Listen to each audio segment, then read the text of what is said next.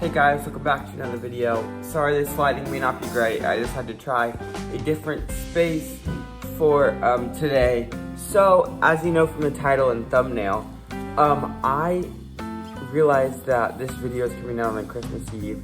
And so I was like, maybe I could do some last minute Christmas ideas. And then I thought of what I could do for my cousins, what I've been doing. So, what we're going to do today is I'm going to show you guys how to make a perler bead Christmas ornament. So some examples, I'm going to show you the ones I've made for my cousins because our Christmas party's on Thursday. So by the time that this video comes out, they will have already gotten there, so I don't have to worry about it. But essentially what you'll need for this is you'll need some perler beads, you'll need an iron, which I have in the back, and you'll need some time. So, oh, you also need some string, I forgot, I guess. So, let me just start out by showing you what the final products for these are gonna look like. Every single one is different because you get to pick the design. So this one's a Batman one for my younger cousin. And you can find the patterns online. You just need like a big box full of the perler beads. You can find it on Amazon. And you have to have the boards to put these on. But I'll show you that in a minute. And then you literally just take that iron the beads together and they kind of fuse together like this. Then you just tie a string onto it and then you have your ornament. So it's kind of like you can fit it to their personality, what they prefer, and you can make them a Christmas ornament of whatever you want. So there's one. Let's go ahead and take a look at the next one. It's funny because you can do them as big as you want or as small as you want depending on how big the boards are. This one is actually a unicorn, as you can tell. This one's on the smaller side, but it's still really cool. This one's one of my favorites. And so like I'm saying, you can do literally any pattern. Depending on the size you're gonna do, it will depend on how long they take you. And it depends on what kind of iron you want. There's two kinds of like ways you can iron the beads. So this one took me the longest so far. This one took me about 5 hours to do. This one is from Mariah Elizabeth. But look, I mean, compare my hand to that. That's huge.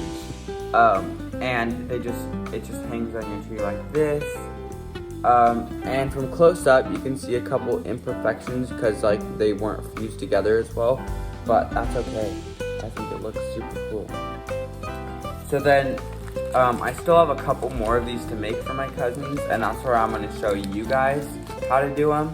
But then, next one, I'm going to try and keep this video on the shorter side, just because it's Christmas, and I think everyone would rather be spending time with their family, and if you're watching this after Christmas, that's fine too.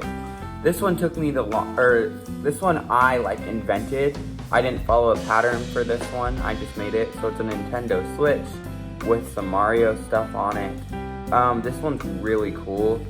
But a tip I have for you guys is when you are done ironing them, sometimes they can bend, and this one bends a little. And so I just put a heavy book over the top of them, and that'll keep them flat. Another thing is the boards that you're doing it on can warp. Like, oh, I left my examples upstairs. But they will like warp the thing, so you have to like constantly buy more boards if you're not careful. And so I've worked a couple of them and I've had to buy multiple, so that's okay though. It's been worth it because these are super fun to make. And I also had another one made, but I hadn't quite gotten to it yet. So now I'm going to go ahead and show you the one I am currently working on and the process of ironing and how it can be like a timely process, but that's okay. So we're over here at the ironing board. I'm just going to move my stool. Lots of background changes. So before they're ironed, I'm just going to give you a quick look. So this is going to be what they look like before they are ironed. And this board is a little like warped and it shifts because it's plastic in the hot iron. But they're going to look like this. But when you're making the ornament, you need to make sure you have a hole somewhere for the string to go. So it can hang on the tree, or else these are going to fuse together, so you can't really put anything on that. But this is what they will look like before, and so you're just going to take your sheet of paper that they put and put it right on here. And then once you fuse this together enough, you can take them off the board, or you can take the thing off the board and continue ironing it on the without the boards, but you have to have something underneath it. So I'm gonna go ahead and iron this one. I'll be right back to show you guys when it's done. Okay, so I just ironed it. It took me maybe half an hour to iron this one. It wasn't too hard. This is how it comes out. It looks super cool, I think at least. So let's go ahead and cut the string for it. I'm just using basic tennis string.